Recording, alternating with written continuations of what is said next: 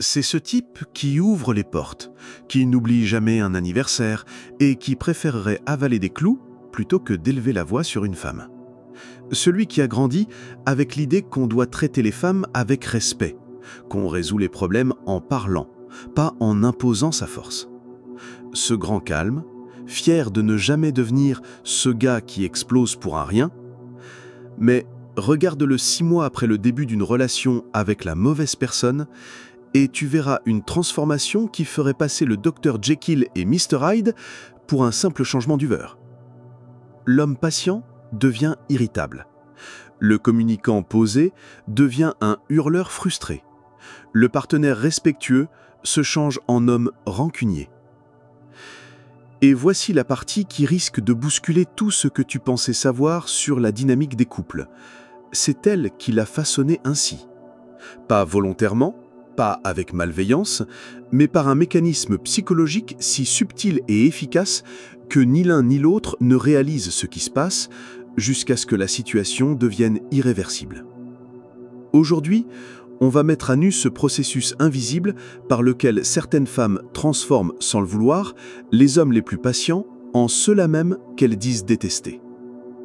Comprendre ça, ce n'est pas seulement sauver des relations, c'est empêcher des hommes équilibrés de devenir les monstres qu'ils n'ont jamais voulu être. Car chaque couple est, sans le savoir, un véritable laboratoire comportemental. Les actes sont en permanence renforcés ou éteints, comme dans une expérience. Dans ce laboratoire, la femme devient la scientifique, sans se rendre compte qu'elle mène des tests. L'homme, lui, devient le cobaye, sans comprendre ce qu'on évalue chez lui. Les résultats de ces expériences inconscientes décident si l'amour grandit ou s'étiole, si le respect se renforce ou disparaît, si la patience perdure ou se transforme en colère. Et voici comment ce genre de expérience commence la plupart du temps. L'homme patient remarque quelque chose qui le dérange. Ça peut être son retard systématique, le fait qu'elle le coupe en pleine conversation devant d'autres, qu'elle prenne des décisions financières sans le consulter, ou encore qu'elle flirte ouvertement avec d'autres hommes, ce qui le met mal à l'aise. Fidèle à sa nature posée, il en parle calmement. « Tu sais, hier soir au resto, tu m'as interrompu plusieurs fois pendant que je parlais. J'ai eu l'impression que ce que je disais n'avait pas d'importance pour toi. » Sa réponse est « rien ». Ou pire que rien, elle détourne la conversation, minimise ou contre-attaque. Tu es trop sensible. Ce n'est pas ce qui s'est passé. Tu essayes de me contrôler. Les mots calmes et mesurés de l'homme patient glissent sur elle comme l'eau sur les plumes d'un canard. Alors, il retente. Même respect, autre angle. Il choisit un meilleur moment, reformule, se concentre davantage sur ce qu'il ressent plutôt que sur ce qu'elle fait. Mais le résultat est toujours le même. Ignoré, écarté, invalidé. C'est là que commence le conditionnement. Elle vient, sans le vouloir, de lui apprendre que la communication respectueuse ne donne aucun résultat, que discuter posément ne change rien, que les demandes patientes se perdent dans le vide. Elle a, sans en avoir conscience, programmé en lui l'idée que sa manière naturelle de communiquer, celle qu'il a apprise, celle qui reflète ses valeurs, est inutile dans cette relation.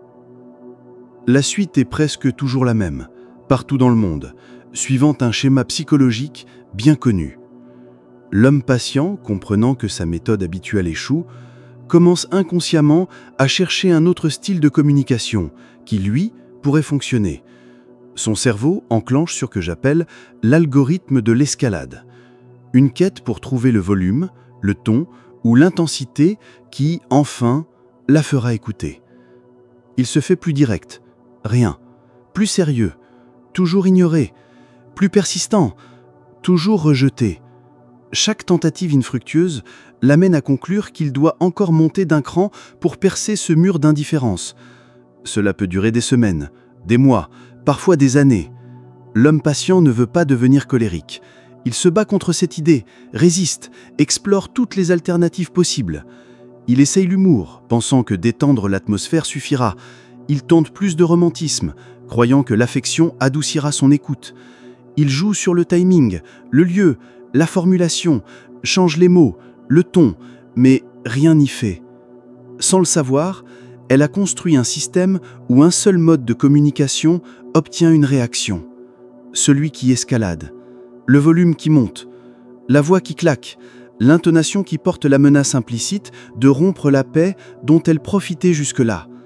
Et le jour où, épuisé, il finit par hausser le ton, non pas par choix, mais parce qu'il a épuisé toutes les autres options, un événement presque magique se produit.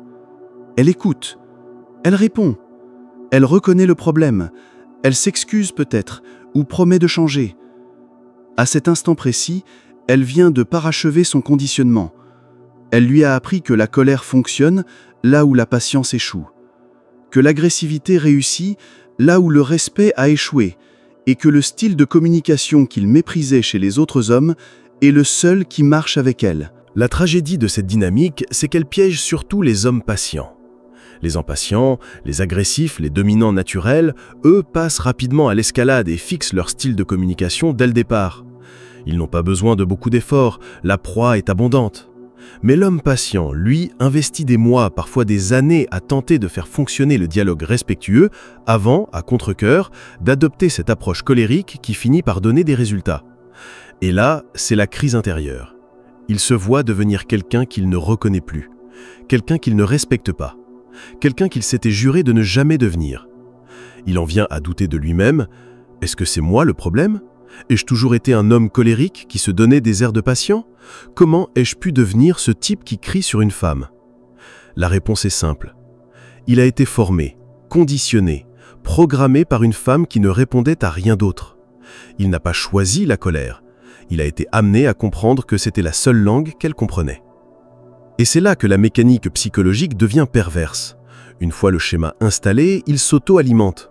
Elle répond à sa colère non pas parce qu'elle le respecte soudainement, mais parce qu'elle craint la perturbation que provoque le conflit.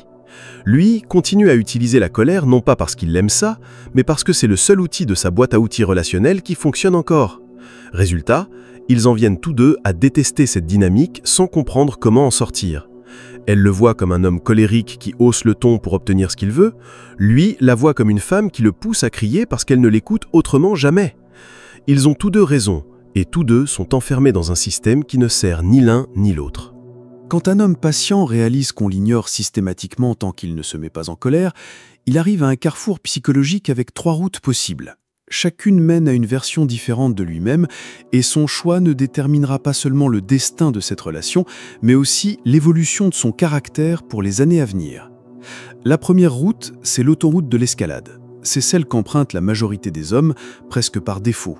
Une fois qu'ils ont compris que la colère donne des résultats, ils finissent par l'intégrer de plus en plus à leur façon de communiquer. Ce qui n'était au départ qu'un ultime recours devient la procédure standard. Peu à peu, ils se transforment d'hommes patients, qui se mettent parfois en colère, en hommes colériques, qui montrent parfois de la patience. C'est ce que j'appelle la dépendance à la colère. Non pas parce qu'ils y prennent plaisir, mais parce qu'ils deviennent dépendants de cet état émotionnel comme outil principal pour se faire entendre, respecter et prendre au sérieux. Ils perdent confiance dans leur capacité à influencer leur environnement par le dialogue et finissent par s'appuyer sur la volatilité émotionnelle pour obtenir du changement. Le coût psychologique est immense. Ces hommes perdent le respect qu'ils avaient pour eux-mêmes en se voyant devenir le type d'homme qu'ils critiquaient autrefois. Ils développent une honte intérieure face à leur manière de communiquer, tout en se sentant piégés par son efficacité. Ils savent qu'ils ne sont pas la meilleure version d'eux-mêmes, mais ils savent aussi que c'est la seule version qui obtient des résultats dans cette relation. La deuxième voie, c'est l'effondrement intérieur. Certains hommes patients, horrifiés par leur propre capacité à se mettre en colère, choisissent de se couper totalement plutôt que de devenir quelqu'un qu'ils méprisent. Ils cessent de communiquer leurs besoins, de fixer des limites, ou même d'attendre que leurs préoccupations soient prises en compte. Ils deviennent des fantômes dans leur propre couple, présents physiquement, absents émotionnellement. C'est ce que les psychologues appellent l'impuissance acquise. Ces hommes finissent par se convaincre que leurs besoins n'ont aucune importance, que leurs opinions ne valent rien et que leur rôle se résume à accepter tout ce que leur partenaire impose. Ils deviennent l'ombre d'eux-mêmes, échangeant leur voix contre la paix, leurs besoins contre l'harmonie, leur respect de soi contre son approbation. Et la tragédie de cette voie, c'est qu'elle ne résout rien. Les problèmes qui auraient dû être traités ne disparaissent pas, ils fermentent. Le ressentiment ne s'évapore pas, il s'accumule. Souvent, ces hommes développent une communication passive-agressive, deviennent indirects et émotionnellement indisponibles, cherchant simplement à se protéger de nouvelles déceptions. La troisième voie, c'est la sortie stratégique. C'est celle qu'empruntent les hommes patients qui identifient clairement le processus de conditionnement et refusent d'y participer. Ils comprennent qu'une femme qui ne répond qu'à la colère est une femme qui, au fil du temps, détruira leur intégrité et leur caractère. Plutôt que de devenir quelqu'un qu'ils méprisent ou de se dissoudre dans le silence, ils choisissent de partir. Cette voie demande un haut niveau de lucidité et un instinct de préservation fort. Ces hommes savent que certaines dynamiques relationnelles sont toxiques par nature, indépendamment des individus impliqués. Ils comprennent que rester dans une relation qui les force à être une version dégradée d'eux-mêmes est une forme d'autodestruction qu'aucune dose d'amour ne peut justifier.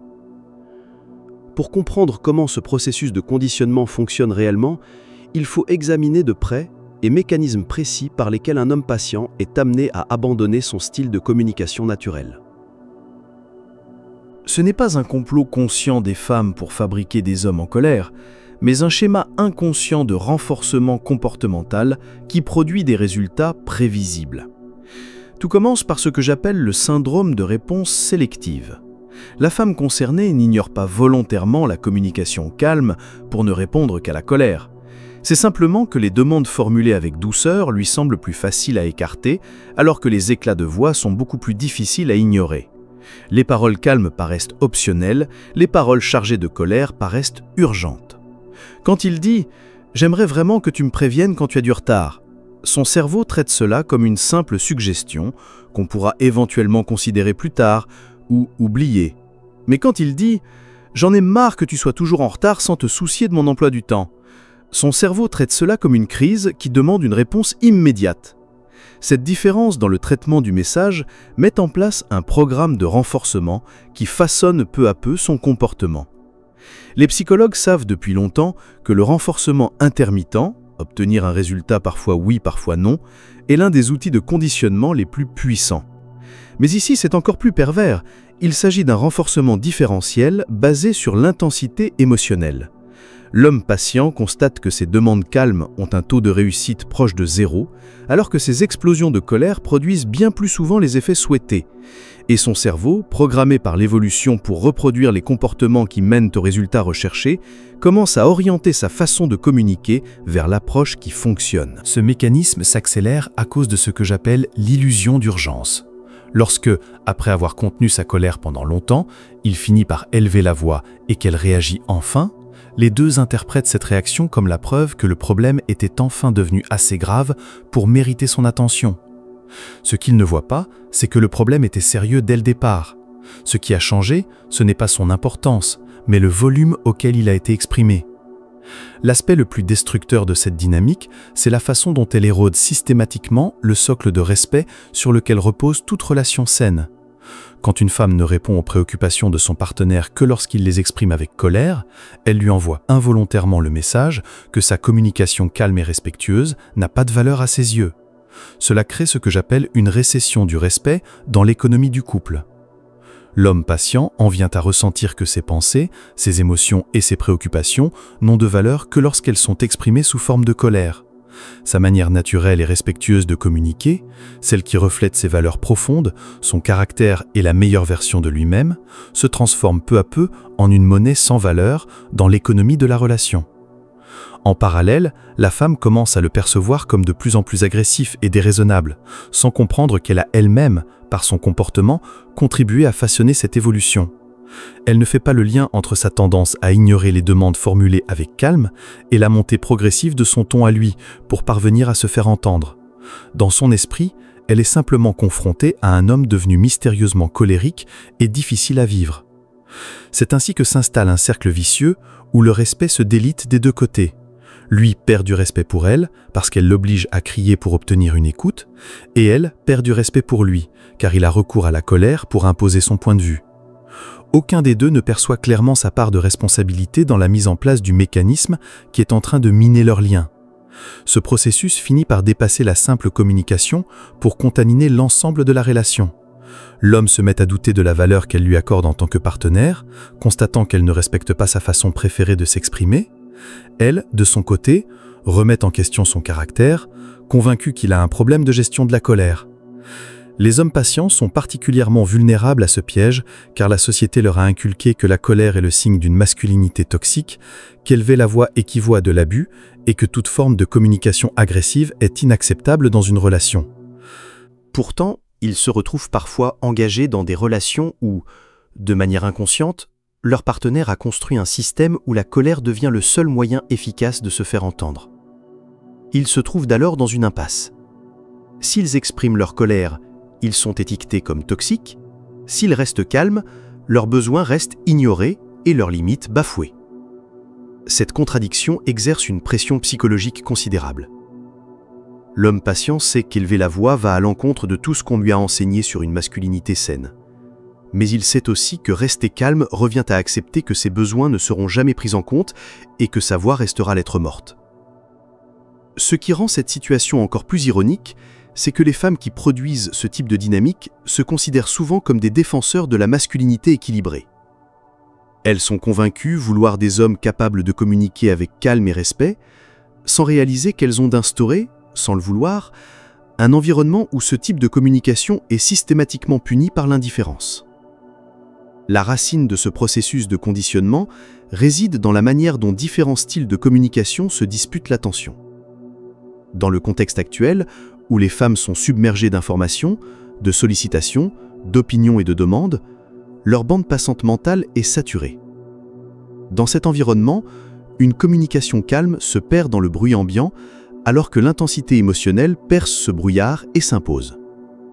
Lorsqu'un homme patient formule une demande avec respect, elle rejoint une file interminable d'autres entrées qui se disputent un espace limité dans son esprit. Le ton posé signale que le sujet n'est pas urgent, ce qui conduit son cerveau à lui donner une faible priorité. L'expression mesurée laisse entendre que le problème peut être réglé plus tard, et il est alors relégué en arrière-plan, souvent jusqu'à être oublié. Mais lorsque cet homme finit par élever le ton, tout change. La communication chargée de colère contourne les filtres habituels et impose une attention immédiate. Son cerveau interprète alors la situation comme une menace potentielle pour la stabilité de la relation, déclenchant une réaction de type combat ou fuite, qui la pousse à traiter la question sur le champ. Ce n'est pas une manipulation consciente, mais le produit d'une psychologie héritée de l'évolution. Nos cerveaux sont conçus pour réagir à l'intensité émotionnelle, car celle-ci signalait autrefois un danger ou une urgence vitale.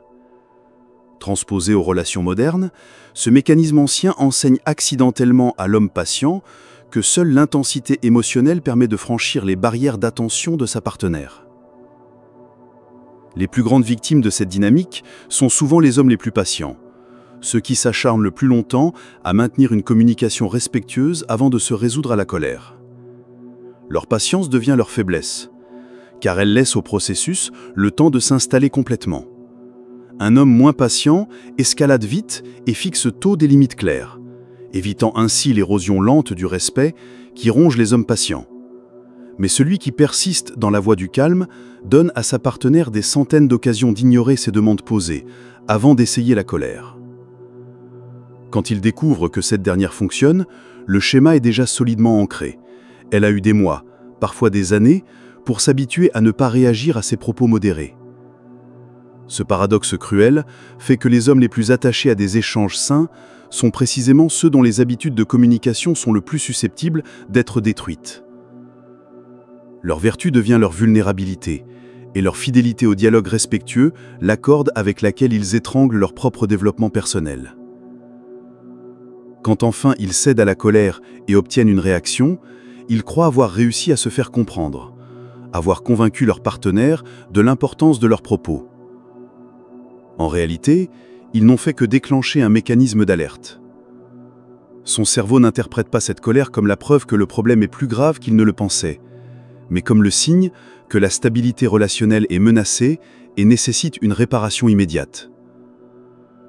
Elle répond alors non par un regain de respect, mais par le besoin de rétablir l'équilibre au plus vite.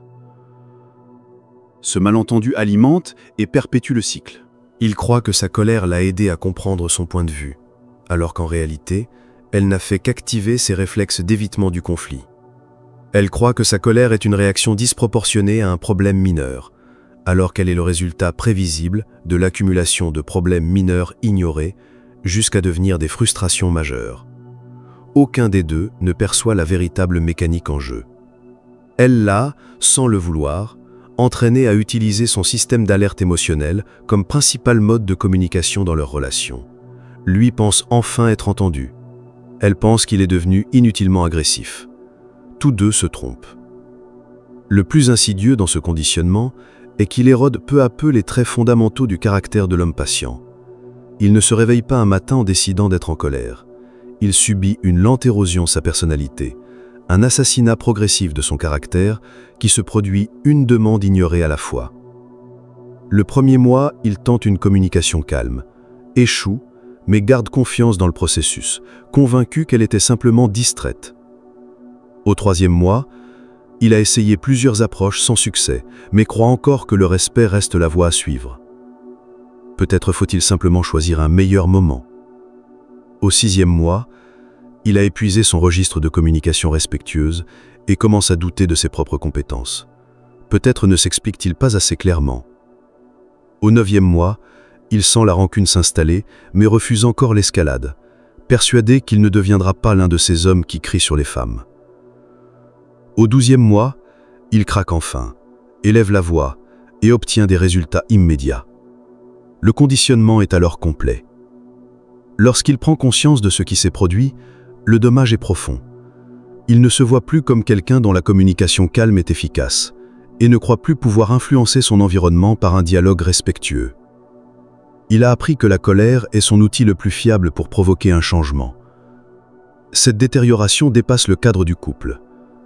Les hommes qui découvrent que la colère fonctionne dans un contexte romantique finissent souvent par appliquer le même réflexe dans les sphères professionnelles, familiales et sociales. L'homme patient devient l'homme en colère dans tous les domaines de sa vie. Comprendre cette dynamique ouvre toutefois une possibilité de prévention utile aux deux sexes. Une femme qui identifie sa tendance à ignorer les demandes respectueuses peut consciemment s'entraîner à y répondre avant qu'elle n'atteigne le point d'escalade. Les hommes qui comprennent ce processus de conditionnement peuvent instaurer des limites dès le début afin d'empêcher le schéma de s'installer. Pour les femmes, la prévention passe par la prise de conscience qu'ignorer une communication calme crée précisément le type de communication agressive qu'elles prétendent détester. Lorsqu'un homme patient formule une demande respectueuse, lui accorder la même attention qu'à une demande exprimée dans la colère l'empêche d'apprendre que l'énervement est la seule voie pour obtenir une réponse. Il ne s'agit pas d'accepter toutes les requêtes, mais de les reconnaître clairement et sans délai. Je comprends que tu veuilles que je t'envoie un message si je suis en retard. Je ne pense pas que ce soit nécessaire, mais j'entends que c'est important pour toi. Discutons-en. Cette reconnaissance empêche la boucle de conditionnement de se former. Pour les hommes, la prévention exige de poser des attentes de communication claires dès les premières étapes d'une relation et de les faire respecter sans compromis.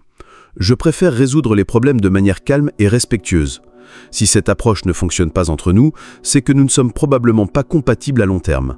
Cette fermeté protège le respect mutuel et empêche la lente dérive qui transforme un homme patient en homme colérique, tout en révélant tôt quelles femmes sont capables de répondre à une communication respectueuse avant qu'un investissement émotionnel majeur ne soit engagé. Chaque homme patient finit par se confronter à la question cruciale. Accepterez-vous de devenir quelqu'un que vous ne respectez pas pour maintenir une relation avec une personne qui ne respecte pas votre manière préférée de communiquer, ou choisirez-vous de rester fidèle à vous-même, même si cela signifie perdre des relations avec celles qui ne savent pas apprécier cette version de vous? Ce choix met à nu la véritable profondeur du caractère. L'homme qui renonce à ses valeurs pour sauver une relation choisit une gratification à court terme et la validation extérieure. Celui qui préserve ses valeurs, même au prix d'une rupture, démontre une vision à long terme et un respect de soi inébranlable. Aucun choix n'est intrinsèquement juste ou faux, mais chacun trace une trajectoire distincte pour le développement personnel. Celui qui adopte la colère pour sauver un couple s'apprend à lui-même que ses principes sont négociables sous pression. Celui qui reste fidèle à ses principes malgré le coût affectif s'enseigne que son intégrité ne dépend d'aucune circonstance. La véritable tragédie est que les hommes patients soient forcés de se poser cette question. Dans une dynamique saine, la communication respectueuse n'est pas seulement acceptée, mais recherchée. Être contraint de choisir entre son caractère et sa connexion révèle une faille profonde dans la relation, une faille qui, à long terme, ne sert ni l'un ni l'autre. Comprendre comment certaines femmes transforment involontairement des hommes patients en hommes en colère n'a rien à voir avec l'attribution d'une faute, c'est reconnaître un mécanisme pour mieux le désamorcer. Il s'agit avant tout de reconnaître les schémas qui détruisent à la fois les relations et les personnalités. Comprendre le processus de conditionnement permet de choisir, y participer ou le briser. Pour les hommes patients, votre style de communication calme n'est pas une faiblesse à abandonner dès qu'il ne produit pas de résultats immédiats, c'est une force à préserver en choisissant des partenaires qui le respectent. Ne laissez personne vous entraîner à devenir quelqu'un que vous ne respectez pas. Pour les femmes, lorsqu'un homme patient formule une demande respectueuse, traitez-la avec le même sérieux qu'une exigence exprimée dans la colère. Ne conditionnez pas par inadvertance les bons hommes à abandonner le style de communication que vous affirmez préférer. L'objectif n'est pas d'éliminer toute colère d'une relation, mais de faire en sorte qu'elle reste une expression rare, réservée à de véritables urgences, plutôt qu'un outil appris pour se faire entendre. Quand un homme patient doit devenir un homme en colère simplement pour que sa voix porte, tout le monde y perd. Ce dilemme n'est pas seulement personnel, il est culturel. Nous façonnons une société où les hommes les plus attachés à une communication saine sont systématiquement poussés à y renoncer. Comprendre ce mécanisme est le premier pas vers sa disparition. Le respect ne devrait pas dépendre du volume et la patience ne devrait jamais être punie par l'indifférence.